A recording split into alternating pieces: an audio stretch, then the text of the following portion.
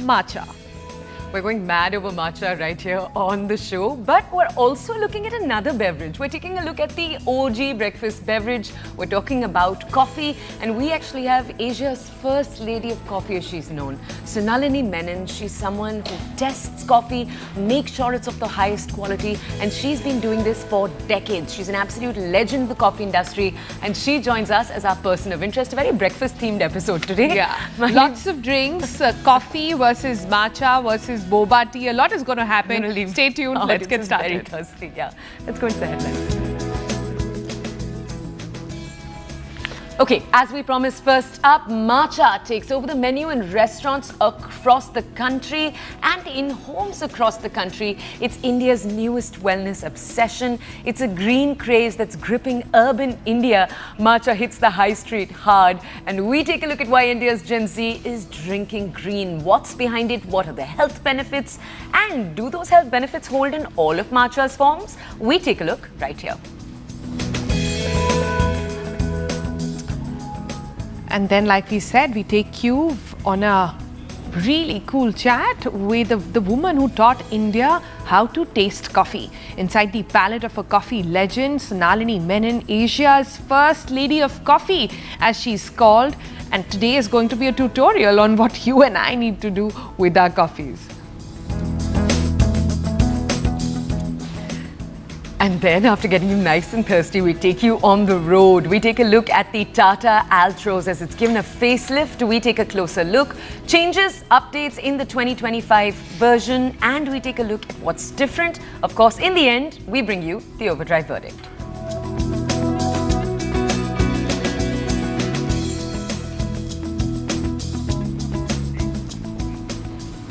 All right, it was once ceremonial, rare, distinctly Japanese as well, which required a lot of rituals. Today, it's everywhere. Delhi's boba bars, Bangalore's bakery counters. India is in the middle of a full-blown matcha moment. A drink once dismissed as too grassy is now being whisked and blended, baked and Instagrammed. Over 400 cafes across NCR now offer at least one matcha-based drink or any other beverage or even, food to eat which has matcha flavor.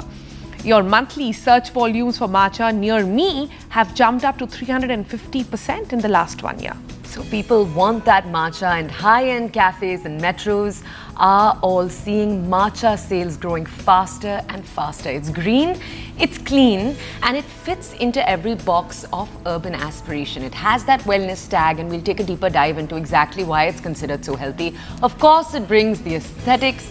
It has that beautiful minimal color, but that bright tone at the same time. And some say it's a soft luxury because you can add in oat milk, you can add in any kind of plant milk, and it does very, very well with them. Don't forget about the Indian spins that we've been seeing in the last few days. So you have masala matcha lattes, Assam-grown powder. Many desi cafes are making it their own. But what's really fueling this obsession with this green powder? What's behind it? And what is the power of matcha? We take a look.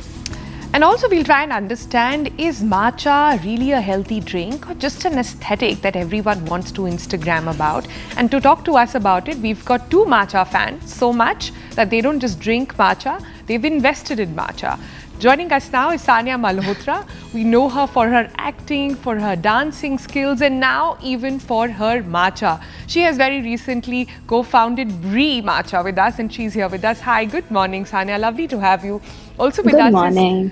Also with us is Siddharth Shah, the co-founder, and we'll try and get a word from him as well on what exactly is happening with Brie. But Sanya, let me give you the first word. Oh, by the way, is that matcha that you're sipping on? In fact, this is my morning drink, which is a mixture of matcha and coffee. I mix both of them together. This is not scripted, you guys. This is not how we planned it to go. Not scripted at all. This is just how it has been. But let's start with talking about matcha.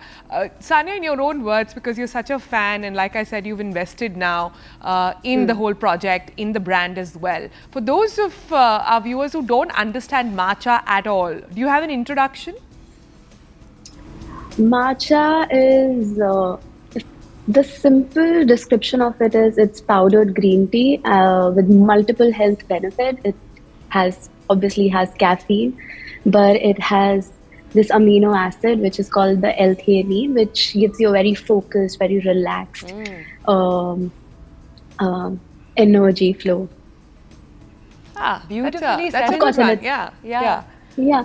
And also it's very like beautiful looking drink. It has a very umami, like a very soft umami flavor, which I don't think so any other caffeinated drink has. It's very unique. Lovely. indeed. And I was reading that Buddhist monks used to drink it to get better focus in their meditation. So They called it what's called calm energy. Which is so lovely. Yes. Yeah, which Different is from like like the a hit coffee. of a hit of a caffeine, but Yeah. not something that gives you jitters, but actually calms Yeah. you down in the same process, which I thought is the most beautiful thing. But different still Yeah. from green tea. So Yeah. we'll Siddharth, walk us through exactly that. So tell us, we know that right now some of the best green matcha that you can get comes from Japan. They've perfected this shade growing process, and that's really what allows the quality to be very good, for the color to be vibrant. Tell us about what happens in Brie. How did you go about sourcing your matcha? What does high quality matcha look like to you? Tell us a little. Sure. So, like you said, matcha is a form of green tea. It's grown through a special process which is called the shaded process, which is where the plant actually extracts maximum minerals from the soil. And for Brie, we specifically went to a active volcanic region in Japan, which is called Kagoshima, which is naturally very rich volcanic soil. This helps us grow, and the climatic conditions there, of course, helps us grow the best form of organic matcha that is available. I see. Interesting. But when it comes to matcha, there are two kinds of people. There are ones who treat it like a ritual, who will get up and there's like a matcha station and you have to go through the whole process in a particular way, and they're suckers for it. Yeah, high five on that one. and then there are others who want matcha in a bag, matcha in a frappe, matcha on their cake, on their pancakes, on their waffles. There are different ways in which people are doing it. So Sanya and I clearly are the OG sort of ritual sucker matchas, matcha lovers. But could you tell us then, Sanya, how does it evolve? How do you take it to the masses with this brand that you're really growing? How does one ensure that the essence is not lost in the so-called Indianized or Indianizing of matcha? I think no, we should let that be because, as I said, matcha has so many health benefits. I do like to mix matcha in my oats and my pancakes, in my protein shake because of the health benefits that matcha offers. I love the ritual of it because I really think that making a cup of matcha is a mindfulness activity for me. I even have a matcha station at home, and also a form of, I don't know, I just love making matcha for my friends and my family. Whenever someone comes home, the whole ritual of taking my set out and whisking the matcha is such a mindfulness activity. It shows that you're really putting in all the effort and love into making something. So, but to make it more massy, I think if you want to get used to the taste of it, then maybe try mixing it with the beverage that you like. Mixing it with coffee also helps because you would really see the difference. Like I mix it with my coffee and I don't feel the jitters because of the L-theanine and the green tea. It really makes me feel Zenergy, not the anxiety that you might get after having coffee. In Brie Matcha, we call this energy, the calm focus, the energy that you were talking about. But make it more massy. If you want to add it to your pancakes, please go ahead. But do try to make it the right way because it's, as you guys were saying, that it's ceremonial. It has, it's just the way you're making it makes it more special. Yeah. A lot of people say that about coffee as well, that they have a particular way in which they approach the whole process. 100%. It does something for them. Yeah. Siddharth, we're going to ask you a little bit of a businessy question now. Tell us, when you're looking at a company and whether you want to put real money behind something, especially a phenomenon in the food industry like this, what are your markers of when something is a passing phase versus something that's here to stay? So to be direct with matcha, I never really thought it's a passing phase because like you said in your introduction, this has all the tags that are required, not just to make this product viral, to make this as a lifestyle. And that is what we are doing at Brie. Apart from that, I think the general markers that we normally follow are looking at the industry data, looking at the potential within the markets that we want to be in, and just combining them with our strengths. I see. I see. Can I also then get to understand both of yours personal matcha journey then? Everybody perhaps remembers the first time they had their matcha. And to be honest, it is an acquired taste. It's like kombucha. It takes a while for you to really understand what it does to you. Sanya, you want to take us through, do you remember when you had your first cup? Yes. I was a huge coffee drinker. I can have my coffee now because of matcha. But I realized that I was feeling anxious and jittery and a slight bloating as well. I realized that coffee might be increasing my cortisol levels in the morning. And I completely stopped having coffee. But as I said, I really like the ritual of making myself a cup of something in the morning. A friend of mine suggested that I should try matcha, and I did. And I saw a huge difference. I saw less bloating, no jitters, this calm, focused energy flow throughout the day. There were no crashes. And I had matcha the right way. I just had it with water. And later on, I, of course, started experimenting with recipes because I was also trying to convert all my friends into matcha drinkers. And as we all know that it's an acquired taste, it took them time. Everyone used to be like, no, maybe it's not my thing. But they used to come back asking for more. So there are multiple recipes that I tried, and I've successfully converted almost all my friends and family. My parents drink matcha every day. We make matcha lattes together. And they all could see that this has not just, it doesn't only give you the energy that a caffeinated drink gives. It's giving them something, more focused, more relaxed sort of energy. And this started 2 years back, and I think 1.5 years back, I shared this. I don't know, I wanted to get the right kind of product in India, the perfect ceremonial blend. And I shared this idea with my manager saying that why don't we source our matcha? And then Asenza said, and Dr. Kunal, everyone came on board and made this dream of mine come true.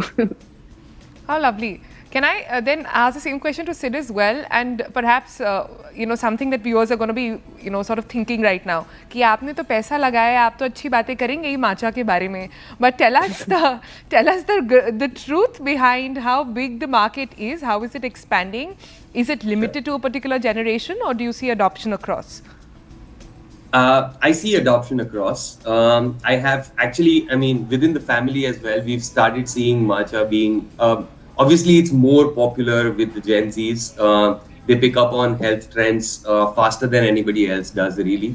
The matcha market right now in India stands at about 450 odd crores.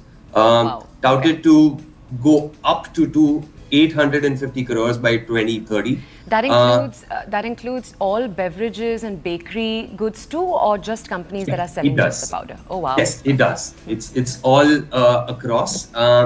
And right now, the major consumption is in food, like you rightly said, but it's changing rapidly. And I think the industry analysts are going to find these numbers going for a toss very, very soon, because the way this has been picking up, the way we have been getting response, the love for matcha is real. And I think the most important factor that's fueling that is the versatility of the drink in itself. Like you said, you can mix it in pancakes, you can mix it in a mango matcha latte, which is my personal favorite these days. It's really, it envisions your mood, really. Whatever your mood is, matcha can. That's okay. So I want to, Siddharth, very quickly, and I just want to come over, Sania, to you for this question also. We've been flirting with the idea of, okay, matcha ne kaise coffee ko replace kiya. We've also brought up green tea, but I just want to very clearly lay out for our audiences what the differences are between green tea, matcha, and coffee. Just so we have it very clear, there are some advantages, as we were just telling our audiences, to drinking matcha over the other two. What are they? It has antioxidants. Yeah. It has amino acid called L-theanine. Yes.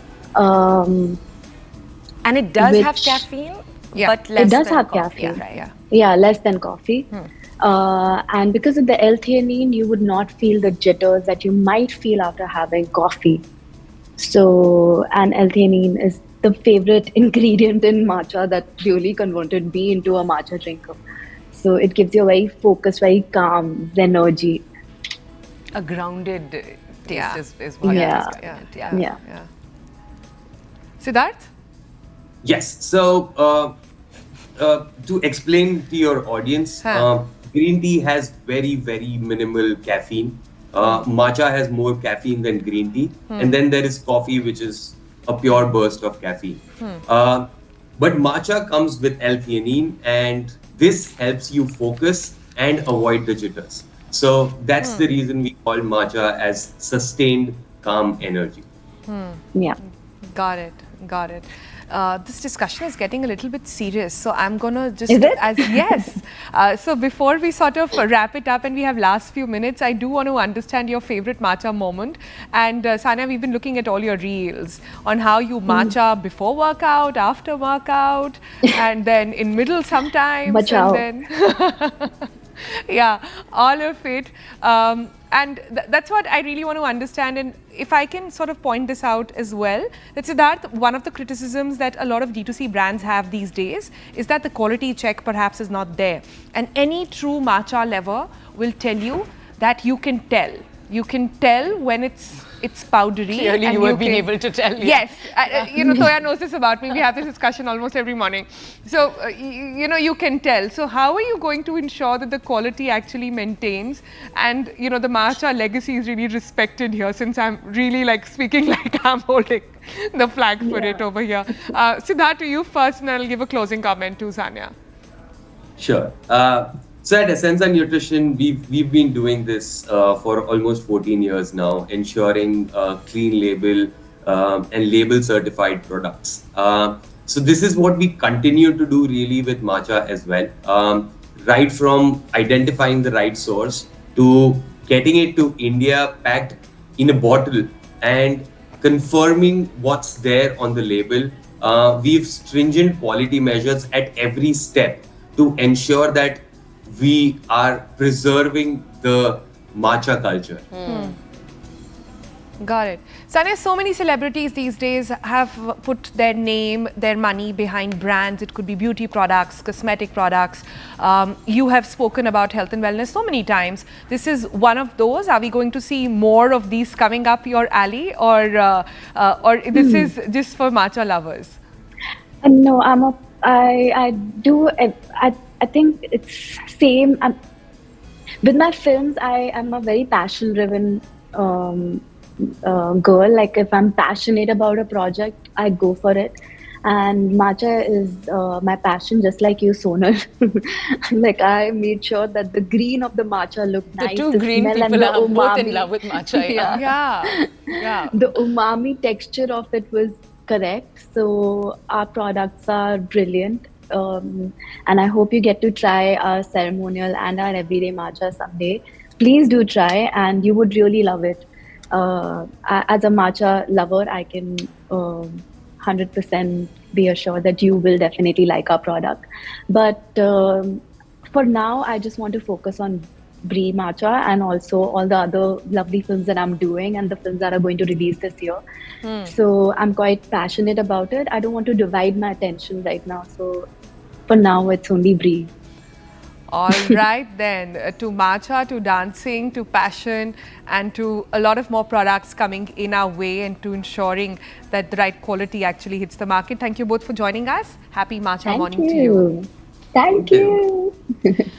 Okay, let's take you, our audience, now to our next guest. Someone who has popularized matcha across the country over the last few years. We're going over next to Singh. He's one of the co-founders of Got Tea. You might already know Got Tea as a bubble tea company. They're already present across the entire nation. They were founded back in 2020. They have 11 stores across the country. They're adding 10 more. And this morning, we're actually joined by Singh in South Korea. So he's joining us live this morning with his perspective, the story of how they built this. Let's just go over to him to understand a little more. Good morning. Thank you for joining us. Thank you for waiting with us. Just walk us through first, because you started back in 2020 and you had bubble tea as the thing that you were offering people, and matcha was one of the things on your menu. It wasn't a big deal, but I think in the last maybe few months, you've expanded out your matcha offerings. You have an entire matcha menu.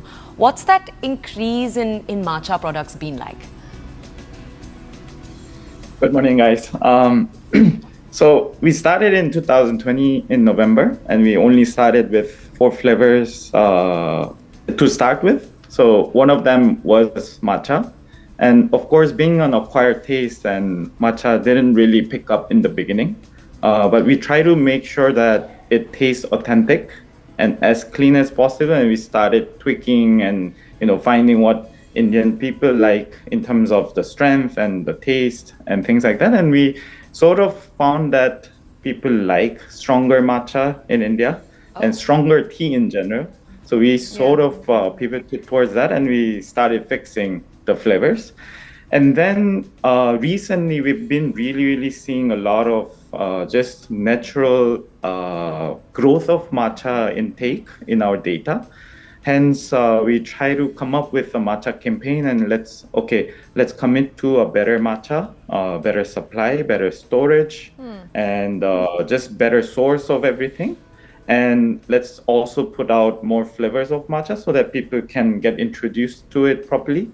So in February, we would have had something around 18% as our entire beverage portfolio taking as matcha.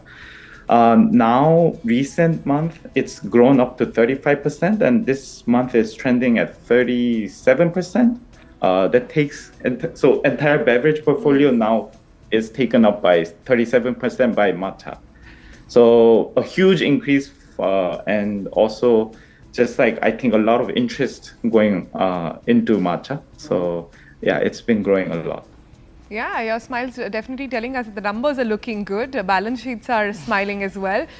So, Yusango, I want to understand from you the trends globally versus India. Is there a difference there? Or is the world one now and Instagram ensures everybody has a green beverage in their hand? So recently I've been to Japan, and Japan, it's a little more like very natural thing to have it in the cafes, and it is definitely there, but not as crazy as how India is going through right now. And even in Korea and in the US, it's quite viral now. So even in Korea now, there are a lot of dedicated matcha brands that only serve matcha. And in India, we've also started seeing a lot of independent cafes that are just dedicated to matcha. So these are quite a great sign that people are looking into as an opportunity, and also just like a dedicated opportunity. So we're definitely seeing a lot of these trends coming from everywhere, but also hugely popularizing in India. I see. How do you see the phenomenon of Indians, and it's not just India, the world almost falling in love with Japanese culture, Korean culture too? I ask you because there are these pockets. I know you have, for example, tasting workshops where you typically make people come taste matcha. Do you have Japan heads? I think they're called Japanophiles, but I might be wrong.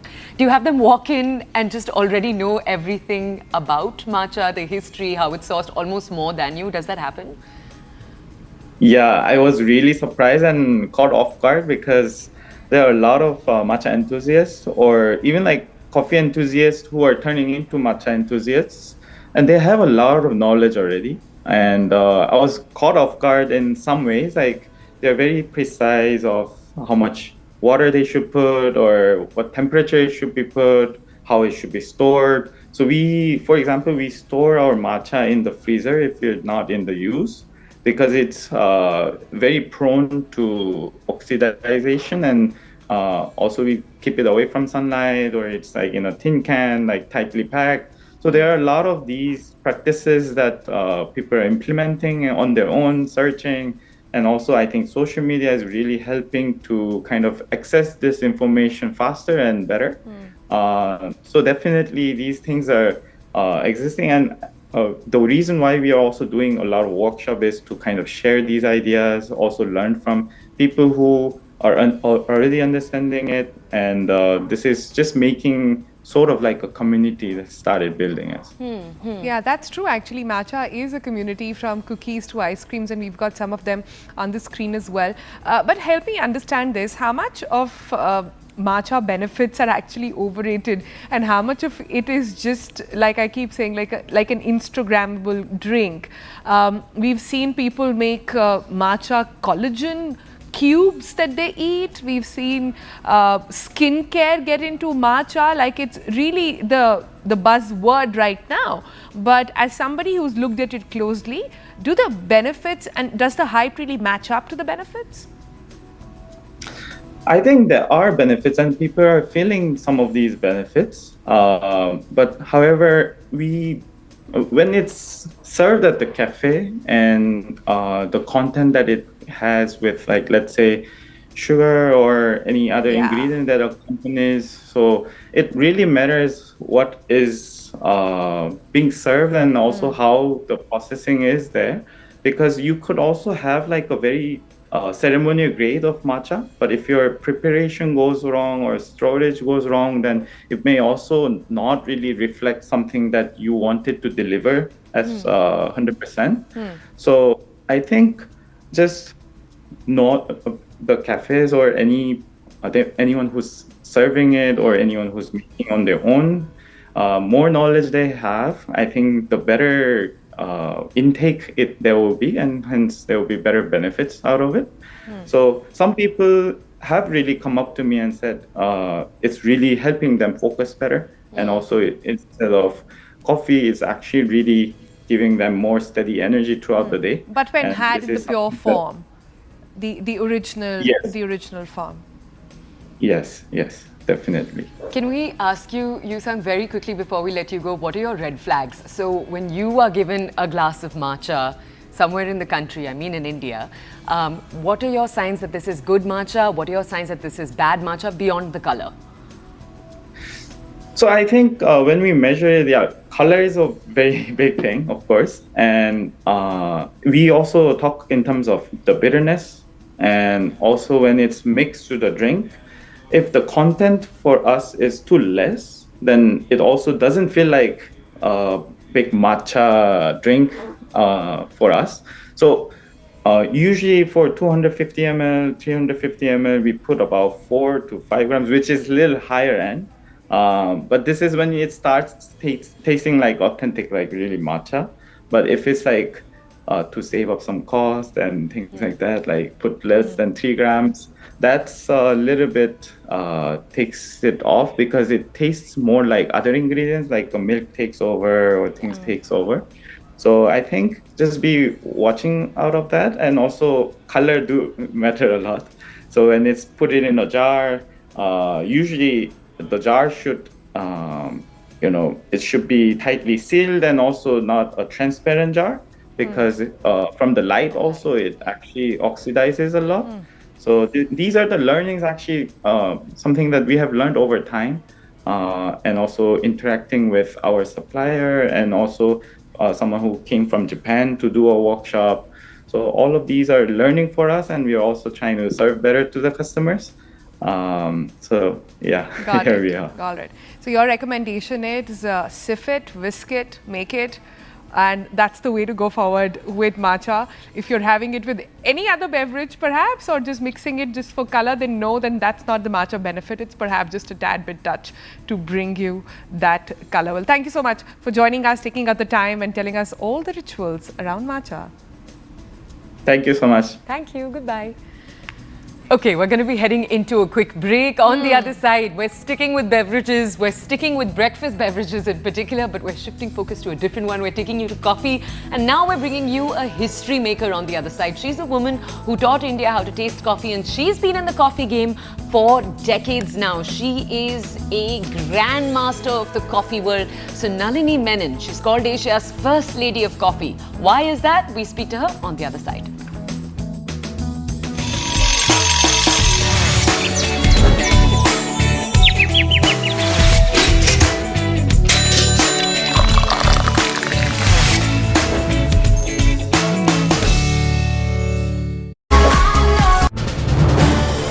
This is News 18 Network.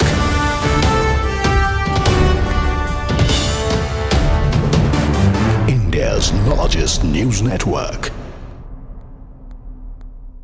Absolutely. But coming back to the most important points, we already have a sense of what perhaps is going to set this reset of the bilateral ties between New Delhi and Ottawa.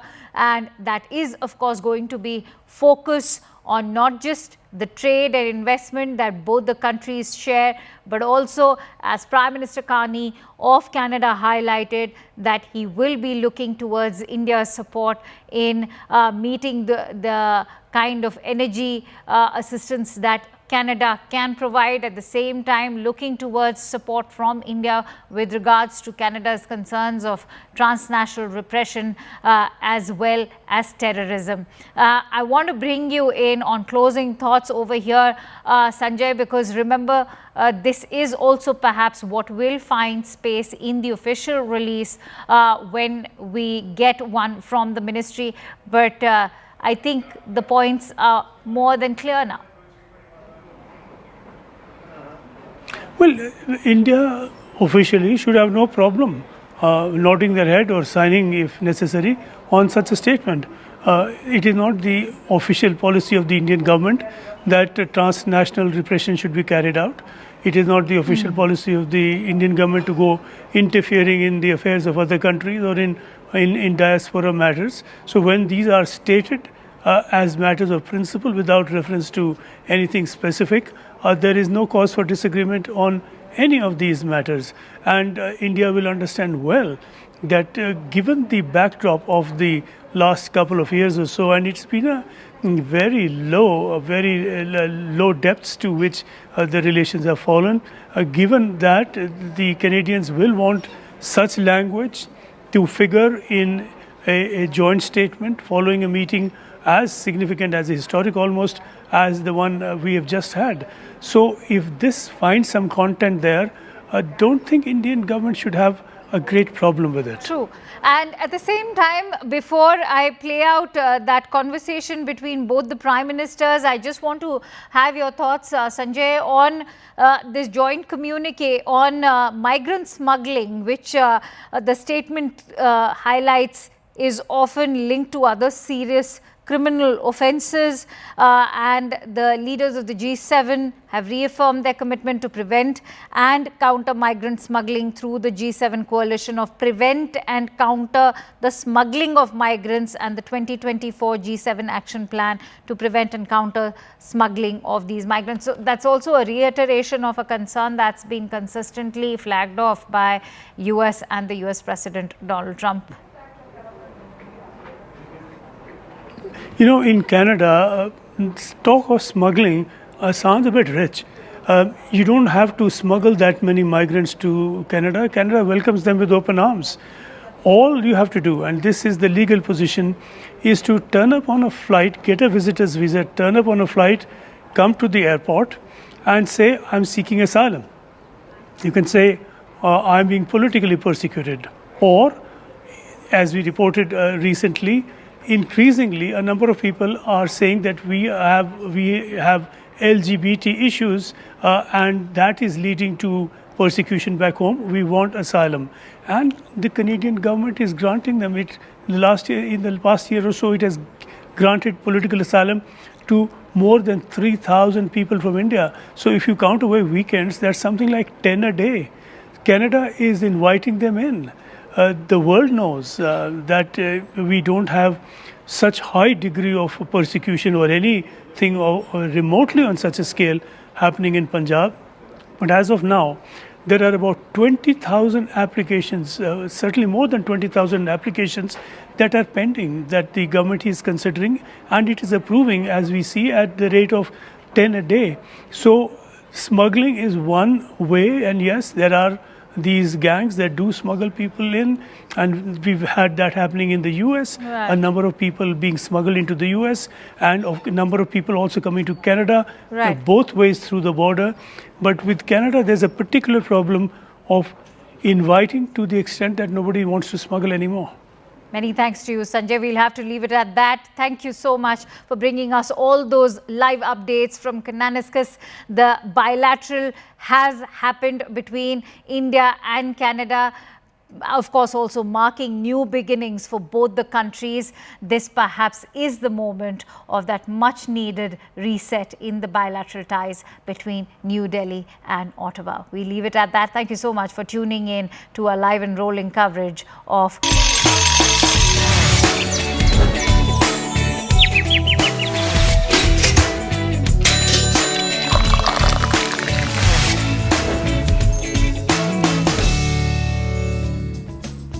Next on the Breakfast Club, we have a woman who's judged coffees on multiple continents, led India's coffee quality revolution in the last few decades, and earned the title of Asia's First Lady of Coffee, all while staying fiercely loyal to what a good South Indian filter brew can do. This morning on the Breakfast Club, we're joined by a woman who has shaped how India grows, it grades and sips its coffee, Sunalini Menon.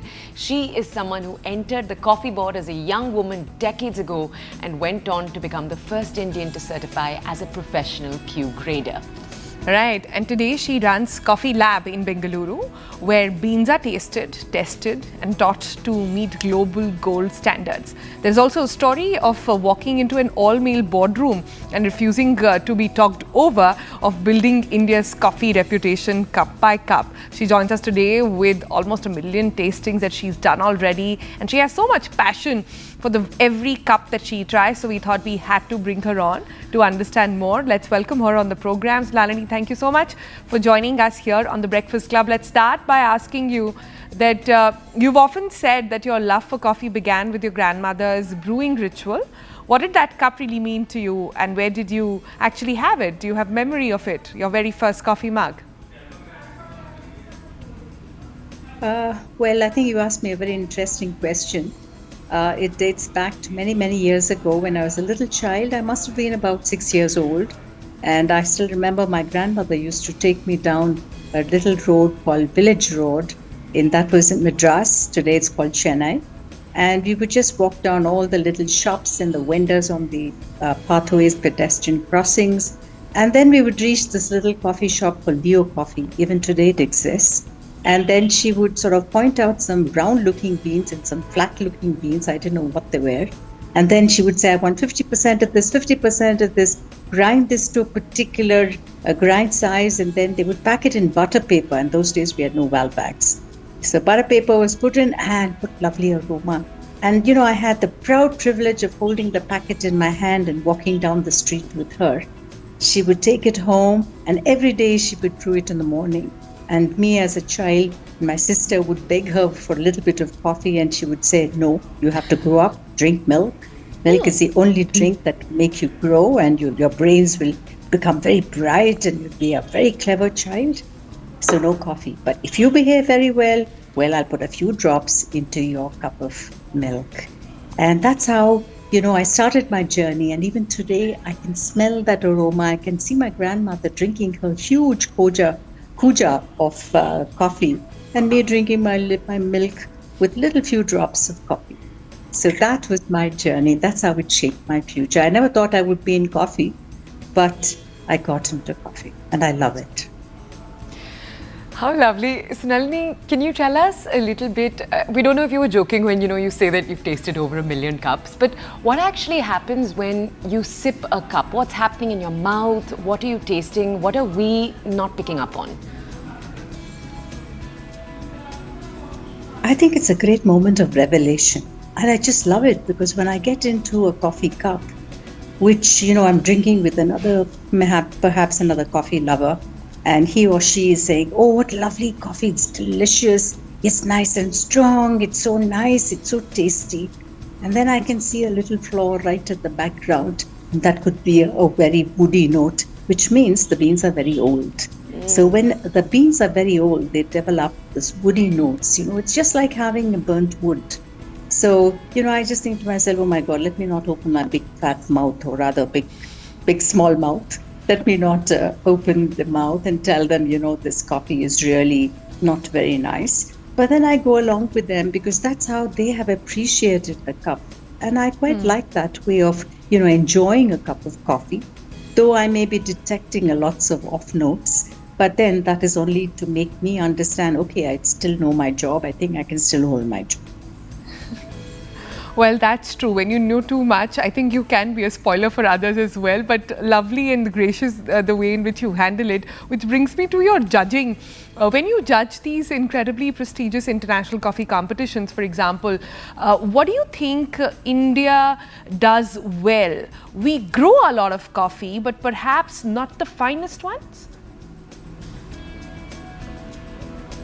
I think the first thing that really makes me extremely, very joyful is the fact that today Indian coffee is being recognized.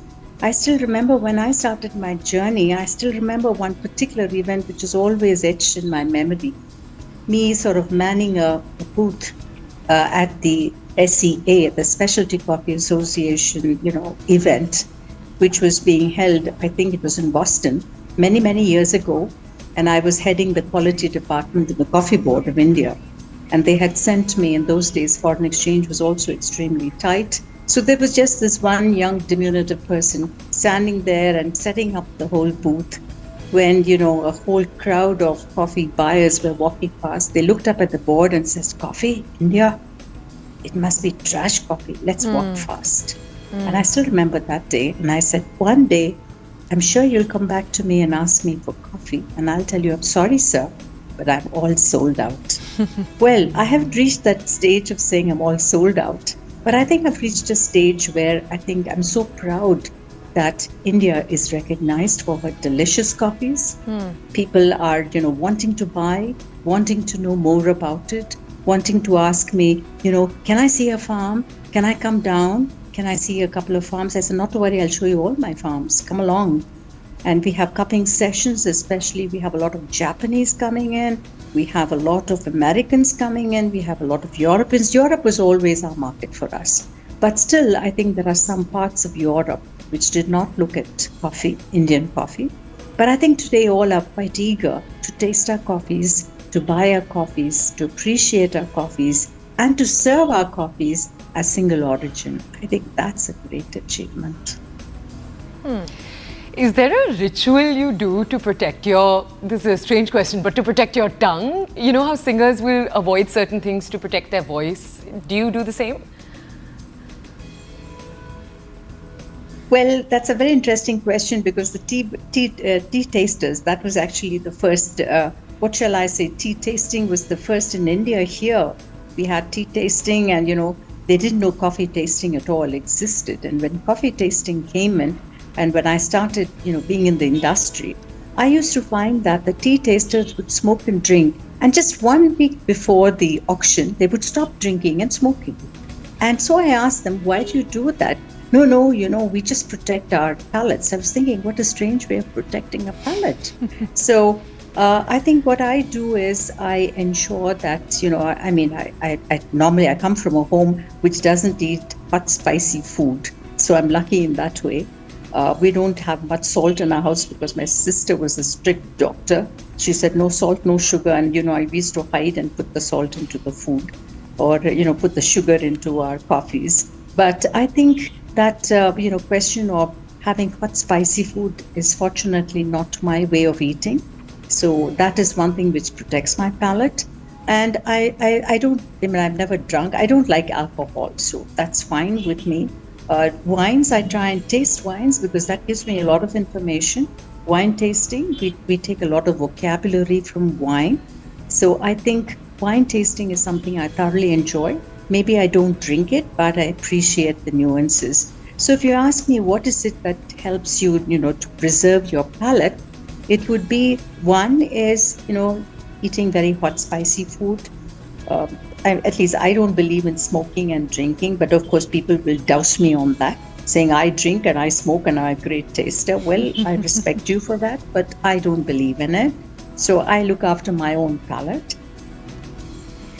Yeah, perhaps the Italians won't agree with you on that one, but we'll leave that for another day. Let's talk about the other section now. There are these young hipster coffee lovers these days who insist on having the perfect drip.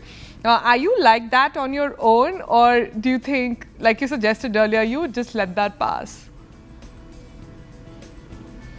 I quite like that brand of people because, they, of course, when they come in, they sort of say, oh, I know my coffee very well. I brew it at home. I have a pour over. I have an automatic pour over. I have an espresso at home. And, I can brew coffees and I do half of this and half of that. And I put my, they come up with all sorts of stories and combinations. I said, I'm very happy. I said, at least you're looking at my coffee bean, which you never did earlier.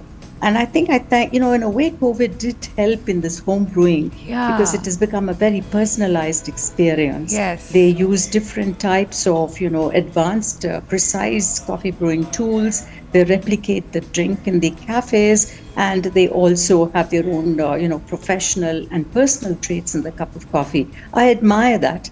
Of course, after a time, they look at me and they'll ask me, have I described it correctly? And I just smile, and then they say, oh, maybe I exaggerated a little bit. So you see, but I like it because I think it makes people, more conscious of their beans, about their roast, about their ratio of water to powder, about their machines, and it becomes a very nice personalized experience. And I think that's beautiful.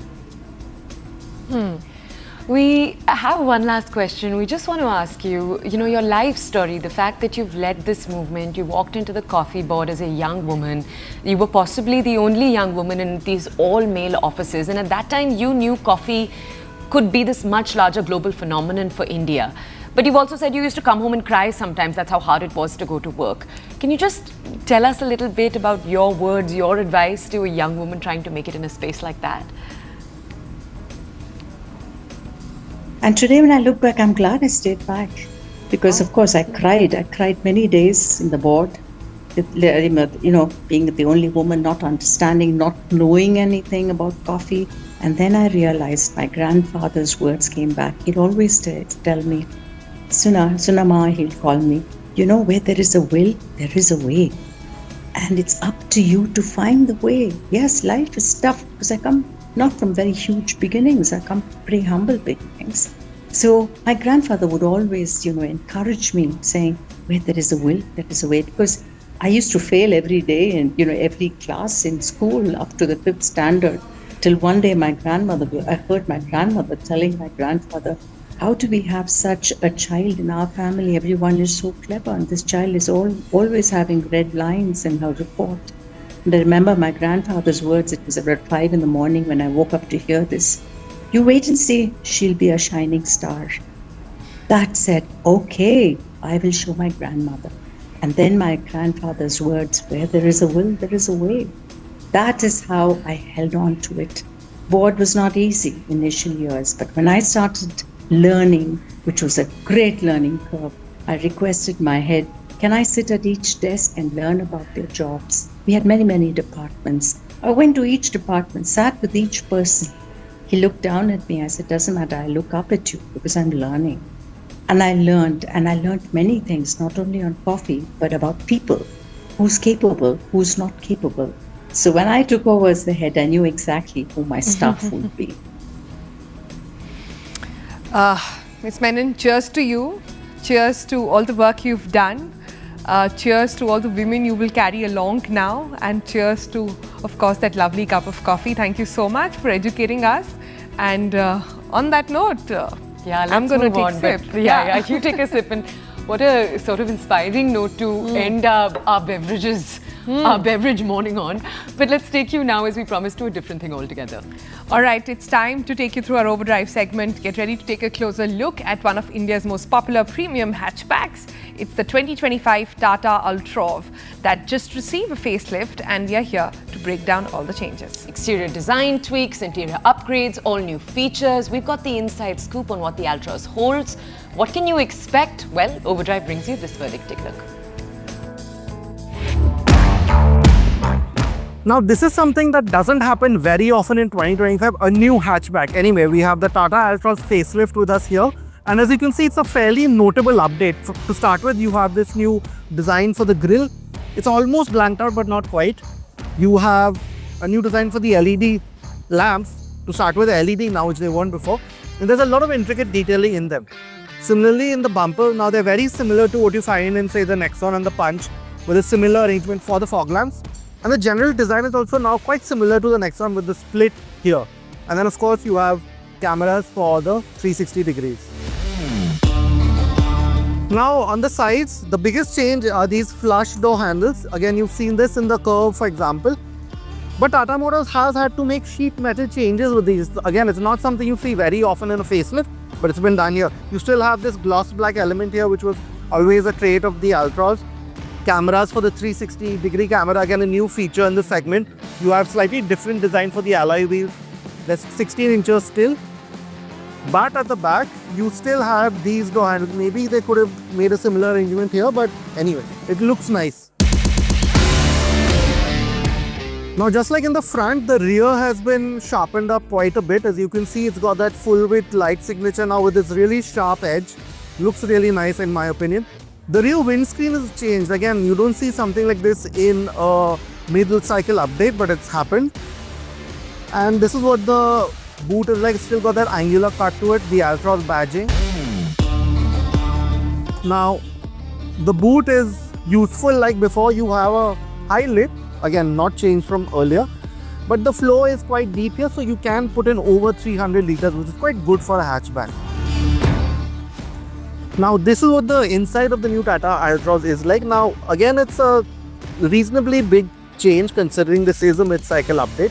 So, for example, this dash face now gets a new design. You have these ridges here, different materials from what the earlier version had. That same big glove box that we always liked in the last Altroz. But you get the new 10.25-inch screen that you've seen in many cars like the Nexon and even in some versions of the Harrier. The similar instrument cluster here. Typical Tata instrument cluster that you know of. The new Tata steering wheel that again you've seen in the Nexon. There's also those climate panels, the touch sensitive climate panels. You now get a wireless charger here. There's also an air purifier here, 6 airbags, ESP, sunroof, the new Tata gear selector. This is the DCA version that we're driving. But sadly there's no powered or automatic handbrake. There's that small space here like before. And very similar doors.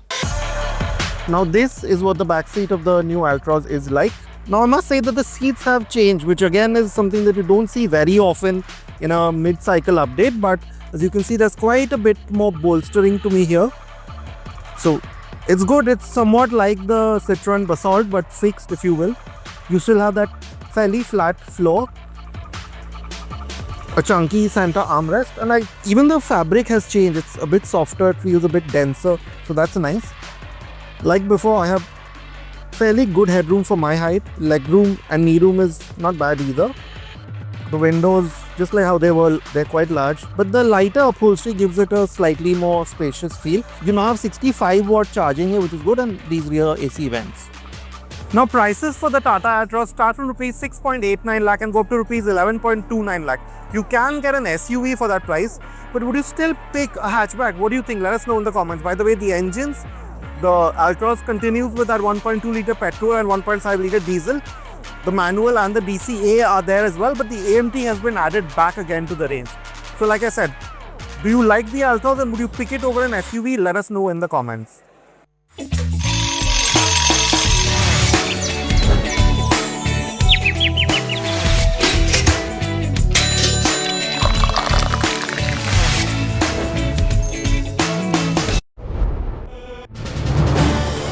This is is News 18 Network.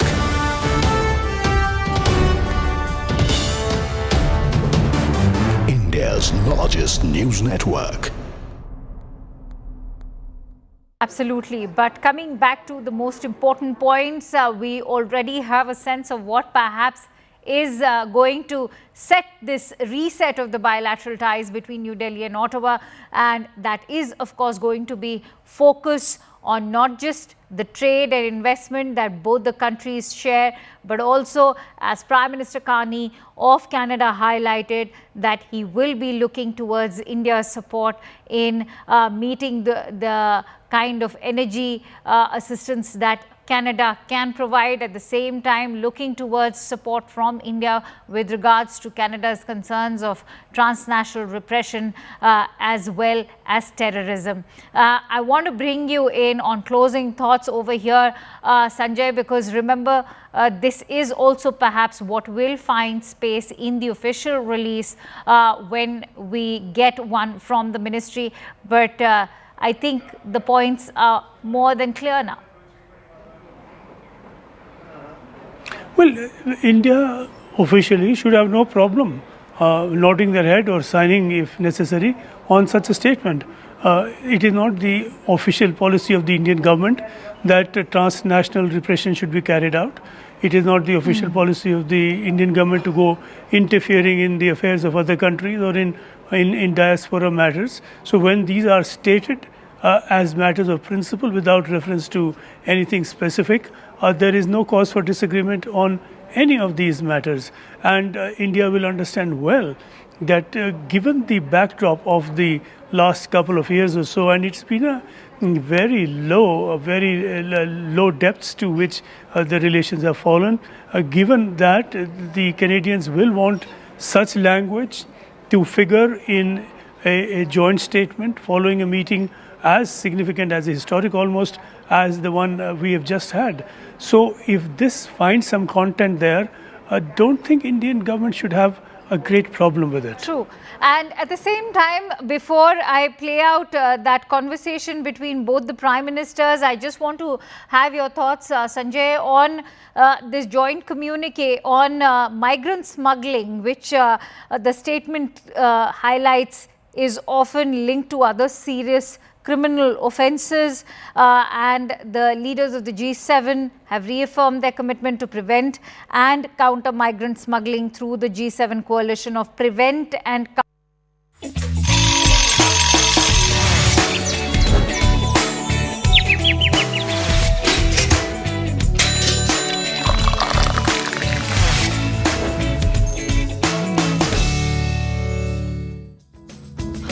All right, and with that, we are going to be drawing our show to a close, but we're not done yet. We're leaving you with a visual or a piece of news that we hope stays with you through the day. And who you're looking at right now is Britain MI6 spy agency. It's perhaps one of the world's most prestigious spy agencies, something that's had so many films made around it, and it has appointed its first ever female chief. Who you're looking at right now on your screens is Blaise Metrevelli. She takes the top job, marking a historic milestone for the organization. This is the first time in its 116-year history that it has a woman right at the top. Now, currently, the agency's Director of Technology and Innovation, Blaise Metrevelli, known by the code name Q, by the way, not M like not as M as we have known to have loved in all the Bond movies so far. But she takes the reins as the head of UK's Foreign Intelligence Agency, and this historic appointment comes at a time when global threats are escalating and work of intelligence services is more crucial than ever. No wonder they need a woman on top to actually do that. On that note, we're going to slip into a break, say bye-bye, and see you again tomorrow morning, 8 o'clock.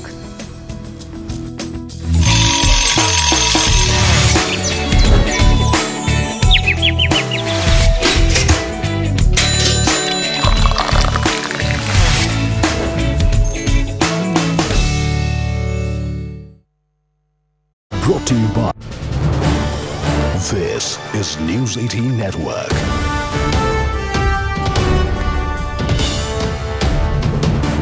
India's largest news network.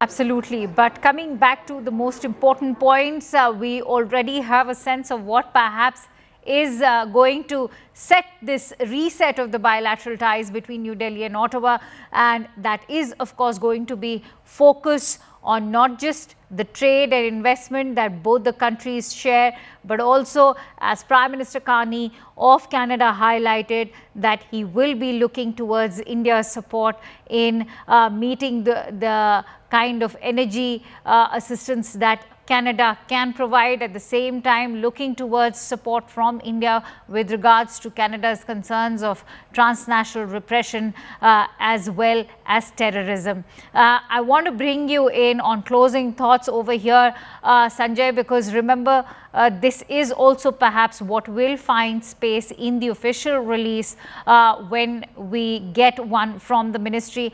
But I think the points are more than clear now. Well, India officially should have no problem nodding their head or signing, if necessary, on such a statement. It is not the official policy of the Indian government that transnational repression should be carried out.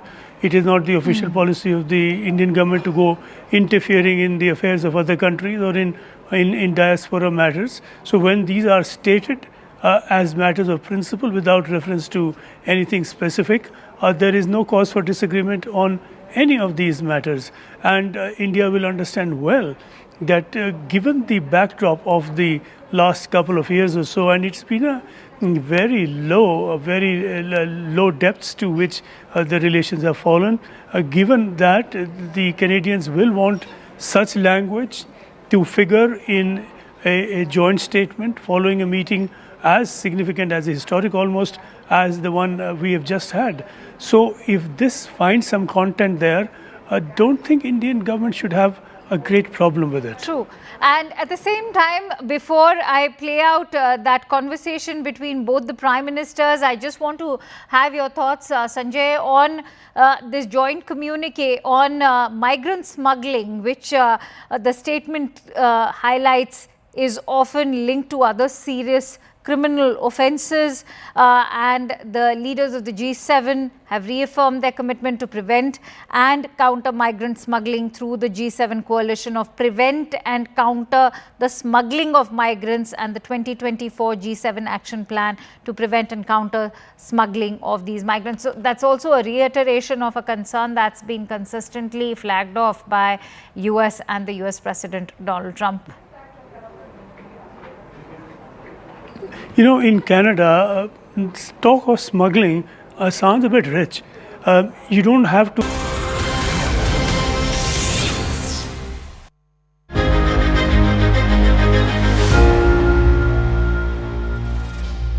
Good morning and a warm welcome. You're watching CNN News 18 with me, Bilateral. Let's begin with the G7 summit, and Prime Minister Narendra Modi, we're told, held a key bilateral meeting with the Canadian Prime Minister Mark Carney on the sidelines of the Group of Seven summit that is taking place in Canada. In a big move, both the nations have agreed to designate new high commissioners with a view to returning to regular services to citizens and businesses in both the countries. The leaders have reaffirmed the importance of Canada-India ties based upon mutual respect, the rule of law, and a commitment to the principle of sovereignty and territorial integrity. The discussions have come at a crucial time, remember, as India looks to expand its global footprint through multilateral engagements. On the sidelines of the summit, Prime Minister Modi also met several other world leaders, including French President Emmanuel Macron, Germany's Chancellor Friedrich Merz, and UK's Prime Minister Keir Starmer, also Italy's PM Giorgia Meloni. Excellency, Prime Minister, it's a great honor to host you at the G7. India has been coming to the G7, I believe, since 2018 in Biarritz with our French partners, and it's a testament to the importance of your country, to your leadership, and to the importance of the issues that we look to tackle together, from energy security, from the energy transition that you're helping to lead, to the future of artificial intelligence, to the fight that we have against transnational repression, against terrorism, against other factors. and the work that we can do together. And it is my great honor to have you here. I enjoyed your intervention just now, and we look forward to our discussion. Excellency, मैं आपका बहुत बहुत आभारी हूँ कि आपने G7 में भारत को निमंत्रित किया, और मेरा भी सौभाग्य है कि मुझे 2015 के बाद फिर से एक बार कनाडा की धरती पर आकर के कनाडा के लोगों के साथ जुड़ने का एक अवसर मिला है। भारत दुनिया की सबसे बड़ा लोकतांत्रिक देश है। पिछले दिनों G20 समिट की अध्यक्षता के रूप में भारत ने विश्व के लिए अनेक उपकारक ऐसे इनिशिएटिव लिए हैं। आज G7 के अंदर G20 में भारत ने जो मजबूत नींव रखी है, उसको एक प्रकार से नए स्वरूप में G7 में उसके एग्जीक्यूशन की दिशा में ले जाने में एक बहुत बड़ा अवसर है, और भारत इस अवसर का उपयोग ग्लोबल गुड के लिए करने के लिए हमेशा इच्छुक रहा है, आगे भी इच्छुक रहेगा। भारत और कनाडा के संबंध अनेक प्रकार से बहुत ही महत्वपूर्ण है। कनाडा की अनेक कंपनियों का भारत में निवेश है। भारत के लोगों का भी कनाडा की धरती पर बहुत बड़ा निवेश है। लोकतांत्रिक मूल्यों को समर्पित कनाडा और भारत मिलकर के लोकतंत्र को मजबूत करना होगा, मानवता को मजबूत करना होगा। और मुझे विश्वास है कि प्रधानमंत्री जी के चुनाव के बाद मुझे पहली बार मिलने का मौका मिला है, तो इस चुनाव के भव्य विजय के लिए भी मैं उनको बधाई देता हूं, और आने वाले कालखंड में उनके साथ भारत और कनाडा मिलकर के अनेक क्षेत्रों में प्रगति करेंगे। बहुत बहुत धन्यवाद। Mr. Shri Narendra Modi and Prime Minister Mark Carney of Canada have just a short while ago concluded a very positive